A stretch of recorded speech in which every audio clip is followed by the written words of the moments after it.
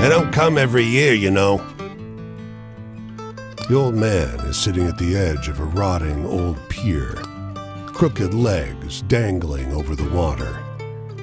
He watches a pair of seagulls preen and groom each other on a rock just off the shore. They seem to wait for something together, fidgeting and rubbing against one another. And when they fly off, they fly together. These two, these same two, have been coming here ever since I was a boy, the old man says. He watches them fly away until their bodies are dots vanishing into the low sun. Always the same pair. Wonder what keeps them coming back to this town. He shrugs. It must be home.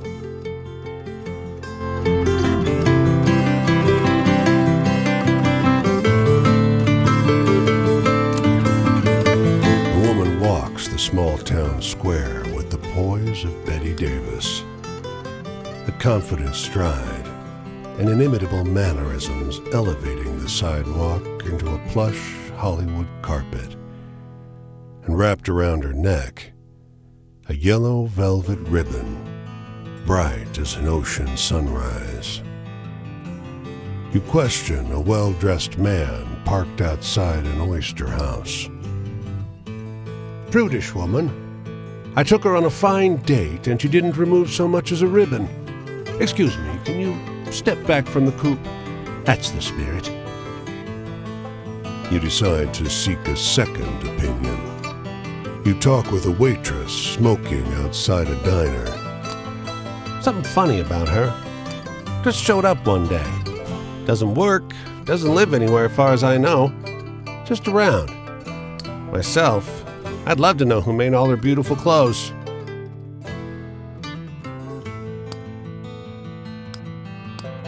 You ask the woman if you may join her at a public bench.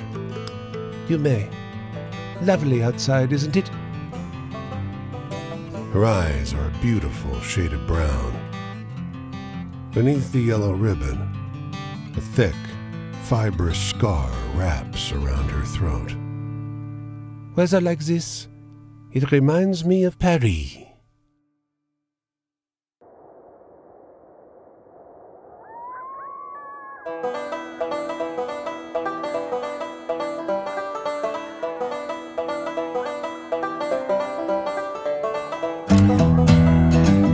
You can see storm clouds on the horizon, and you don't relish the thought of being caught wandering this rocky seaside road in the rain. Fortunately, you find the lighthouse door open, with a daunting staircase before you. At the top of an ornate wrought iron spiral, you're breathless and feeling the strain on your knees. Rain already batters the walls outside. You can only knock on a heavy wooden door leading into the upper level. Muffled voices and light seep in beneath the door. Looks like we got a visitor. Sounds like a man's voice, deep and rough. Well, behave yourself. I'll open the door. Another man, this one with a higher, more sonorous voice. I always behave myself. He feigns indignation, but his tone betrays affection instead. After a moment, the door unlatches from the inside and opens.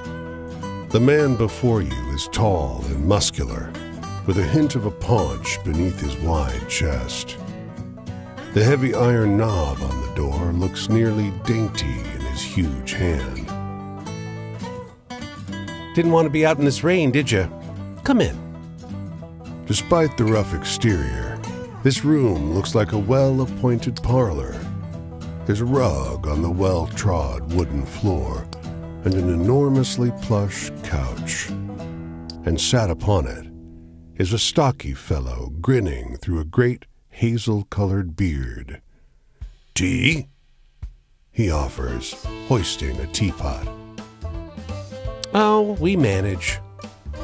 The tall one sits on the sofa, casually wrapping an arm around the other lighthouse keeper. "The quiet suits us just fine." "He needs his quiet time. He's a writer." The tall one grunts. "I dabble, but you must have some good stories from the road." You wake up the next morning on their old sofa, still warm from an excess of tea.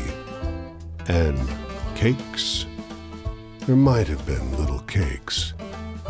Prodigious snoring rumbles in from the floor above you, and you quietly take your leave.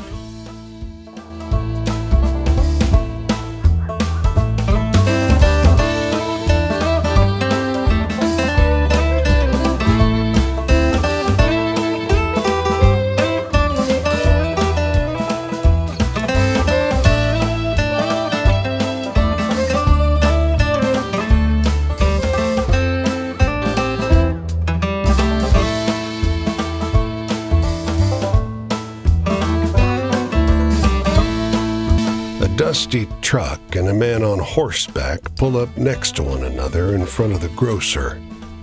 Suddenly, the driver and the rider, two wiry old men with identical haircuts, start shrieking at one another.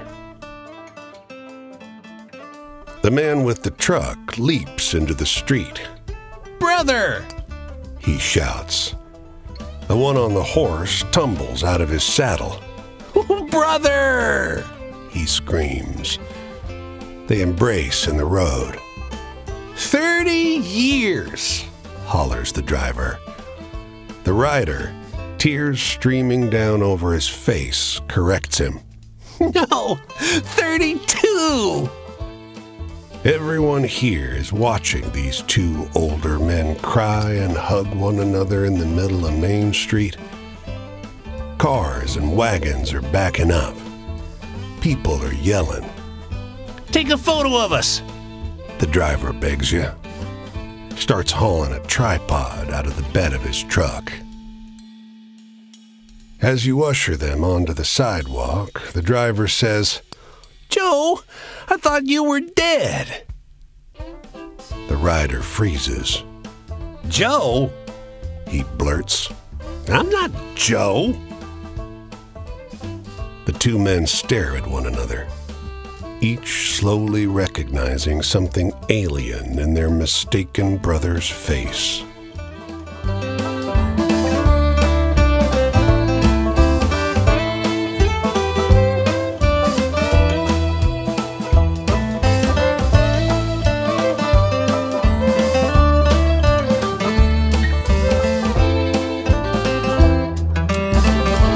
By nightfall, the hospitality of this sleepy hamlet, combined with their superstitious tales, has both overstuffed your stomach and filled you with a hollow dread. Folks say these woods are full of apparitions, witches, and worse. You curse yourself for getting on the road so late. In the moonlight, every valley and hollow at the feet of the Tappan Zee seems like a stolen shred of the abyss itself. Fireside tales seem less fanciful, and every cackling crow and moaning whippoorwill seems like a demon perched on the shivering, spindly trees. But something cuts through the noise. The muffled sound of hooves galloping on the cold, muddy road. When he finally slows his horse alongside you, it's as though he had just appeared out of the mist. He's astride a gigantic black courser, and though his boots are muddy and ragged, he wears an immaculate coat with great, shining buttons. From his saddle hangs an antiquated flintlock and a cavalry saber. In the darkness, you can hardly see above his towering shoulders. His voice is a rumbling croak, deep, but as though his throat is filled with thorns. Have you happened upon a cannonball around here?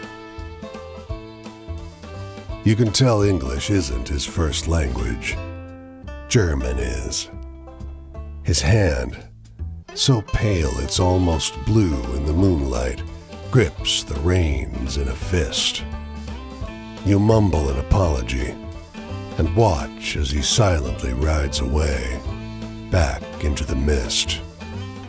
He's cloaked in black, you notice from behind, but the blood running down over his shoulders glints crimson in the moonlight.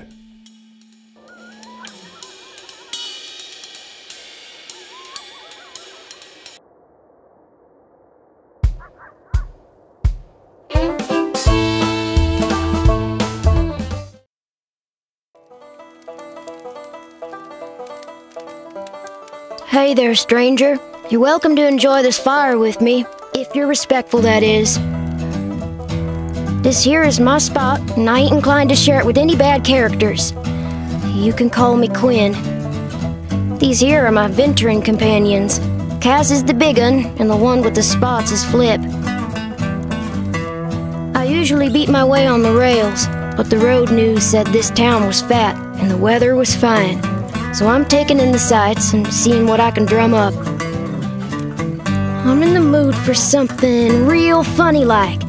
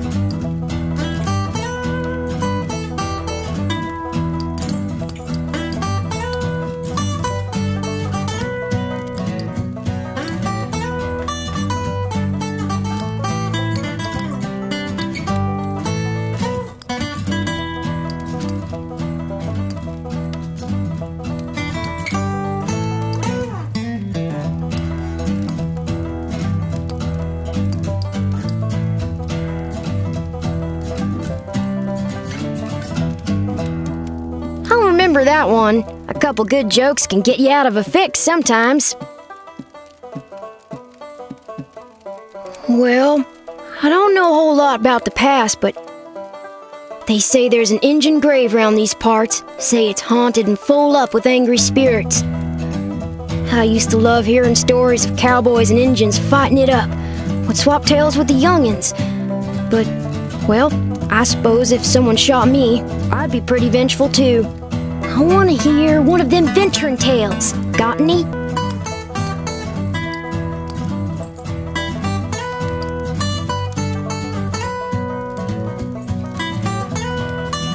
Well, that was a lively tale. Authority, bosses and such. I ain't nobody's little Angelina, if that's what you're asking. I take care of myself and my dogs.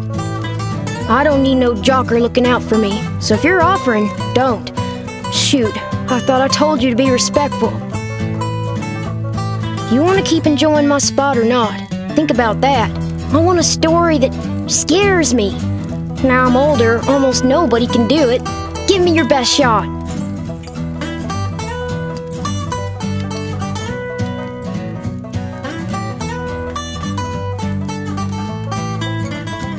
Wow. That's the stuff, stranger. Spooky campfire tales are my favorite. Traps and such like. Well, one time in Fort Worth, a feller tried to take Cass and Flip away. Said a kid couldn't look out for him proper like. That they were fat in Fort Worth and they were going to the pound so that he could find him a good home. Well, before I could much argue, Flip bit the hell out of that busybody and Cass and I joined in shortly. I don't think I ever seen a fella so surprised. Guess I ain't going back to Fort Worth no more. Hey, tell me one of those exciting stories.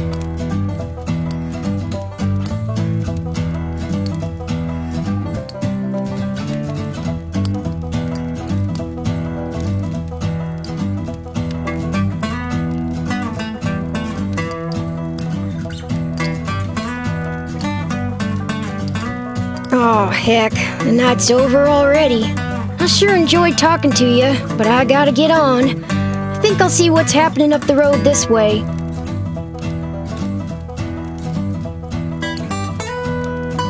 The tramping life suits me just fine. Every day is a venture. With things being so depressed, folks walk around like it's the end of everything good. But it ain't. Plenty nice things to see if you know where to look.